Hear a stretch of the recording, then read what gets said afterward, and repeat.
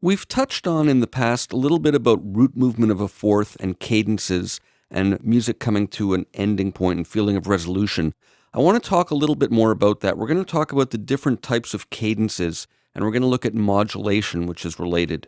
Let's start by defining what a phrase is. A phrase is a series of notes that sounds complete, even when it's not the actual end of a specific section of a song. So a little motif, a little part of a melody, where it seems like a little bit of a temporary resting place is considered a phrase. Now, a cadence is what happens harmonically at the resting of a musical phrase, at the resting point. It is a progression of two chords that happens at the end of a phrase. A cadence happens any place in a piece of music that feels like an ending point, even if it's only temporary, in the middle. So we're going to look at the different types of cadences. We have what's called an authentic cadence, and an authentic cadence is the resting of a musical phrase when the chord progression is 5-1, so the dominant to the tonic. Now, there are different types of authentic cadences. So in the key of G, for example, here's a typical authentic cadence. So that was a basic 5-1, D to G.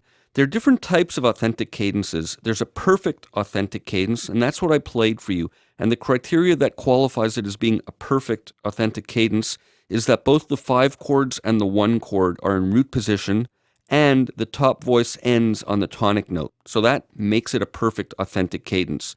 You can also have what we call an imperfect authentic cadence.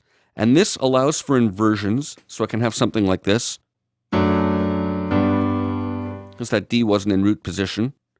And it also allows for the top voice to end on a note other than a tonic, so I can do something like this. Ended on the third on top. And you can also use the 7 diminished chord instead of the 5 chord going to the 1, so I can get this. So that's an imperfect authentic cadence.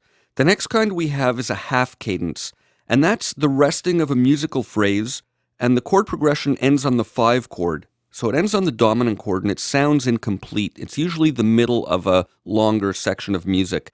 To use a metaphor from grammar, it's kind of like a comma or a semicolon in the middle of a sentence. It's kind of a natural resting place, but you have a sense that you're not quite at the end yet. Let me give you a little example.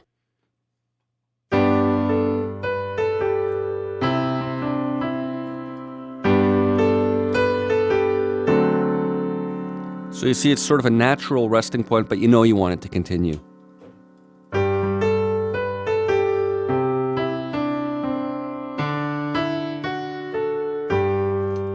And there we end off on a full cadence. So another kind that we have is called a plagal cadence. And this is interesting. It's a progression that ends on the subdominant going to the tonic. Instead of dominant tonic, instead of 5-1, we have 4-1. And this is often referred to as the amen cadence because it sounds like a gospel choir singing an amen kind of phrase. And it sounds like this. Going 4-1. And you can do it in different inversions.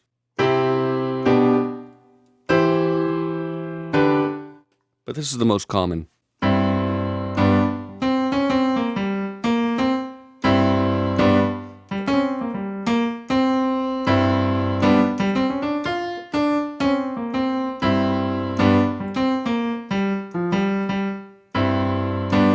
Often used in blues like that. The last kind that I'm going to talk about is called a deceptive cadence. And this is a progression that ends on something other than a 1 chord. So it's often a dominant chord going to the 6 chord, because the 6 chord is a nice substitute for 1. Let's say in the key of G, a 1 chord would be G, B, D, but the 6 chord, E minor, would be G, B, E. So it's very closely related, but it gives us a sort of a sense that we're not going to where we expect to go. Let me show you what that sounds like.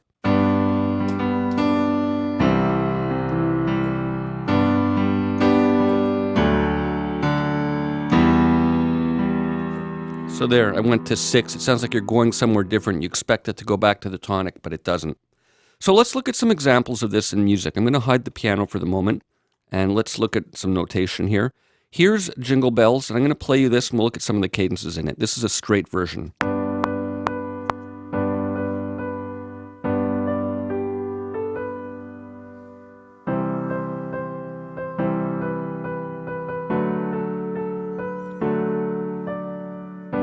So there's a half cadence right there. It's ending on the 5. It's the end of a phrase, and then it continues on 1, but it doesn't end on 1. So we're sort of left hanging and waiting for it to continue.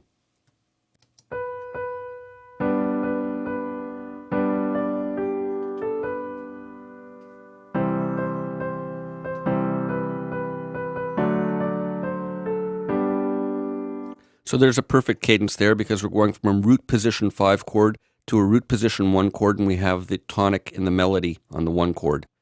Let's look at some other examples of cadences here. I've reharmonized it with a little bit more variation.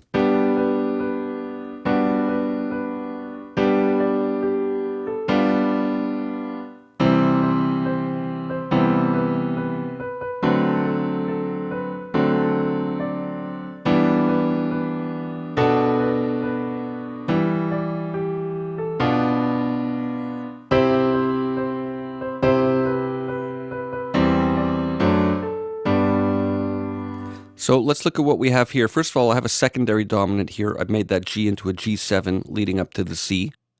And then we have a deceptive cadence here at the end of the first half of it where we're ending on that D7 and you expect it to go back to G, but instead it goes to E minor 7th. Let me back up and play just that little section again. Let's start from over here.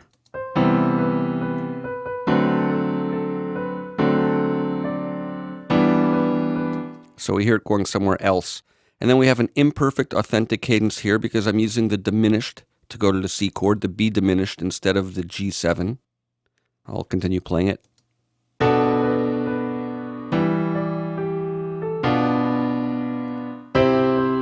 So instead of the G7, it's the B diminished, and that makes it imperfect. And then at the very end, we have an imperfect authentic cadence, but it's imperfect for a different reason. It's because it's in an inversion, and we have the F sharp in the bottom here instead of the D natural.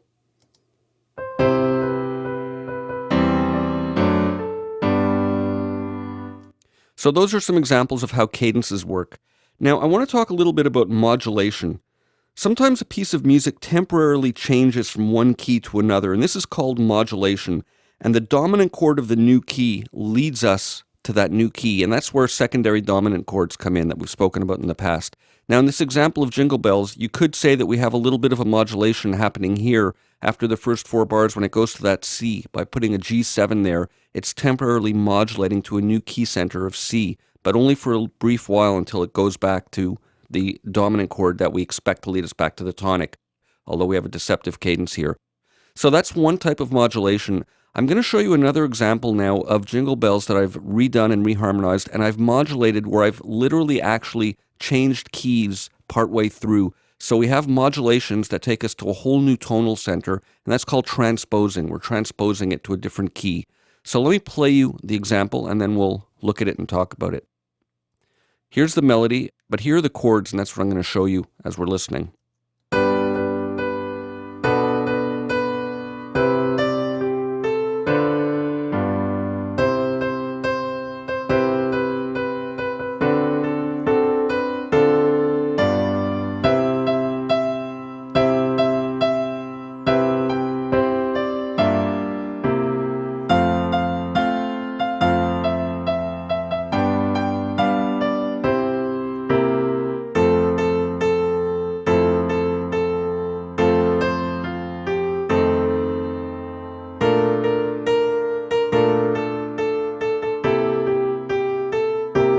And so on. So we have that little modulation in here like we had in the other version where it goes up to the 4 chord temporarily. But here I've literally changed keys and I'm modulating and playing the entire second half of it in the key of C. So we've modulated or transposed up a 4th to C, and I'm literally playing the melody and the chords a 4th higher. Again, let me just play this little section for you just so you can hear what it sounds like again. I'll play it from here.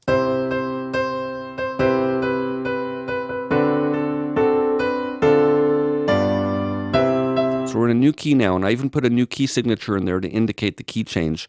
So we have the 2, 5, 1 leading to C. And we have that strong root movement of the 2 chord going to the 5 chord going to the 1. So we have a root movement of a 4th here, the D to G, and then we have the G to C, another root movement of a 4th. So a very strong cadence or chord progression, which in this case is a cadence leading to the new key.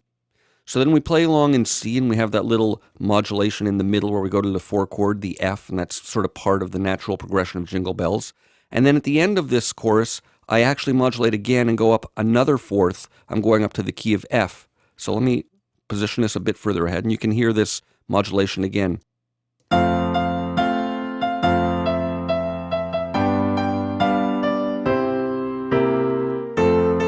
So now we've modulated up a fourth. I put the key signature in there so you can see the new key. We're in F, and we just put a dominant 7th chord leading to that. So that's strong root movement. It's a nice perfect cadence. Actually, it's imperfect because we don't have the tonic in the top here. But it's an imperfect authentic cadence with the dominant 7th chord leading to the 1 of the new key. And then I continue along in that key. So that's an idea of how modulation works and how cadences are used to imply and set up modulations in different ways. So that's it. Stay tuned. See you for more in the next video.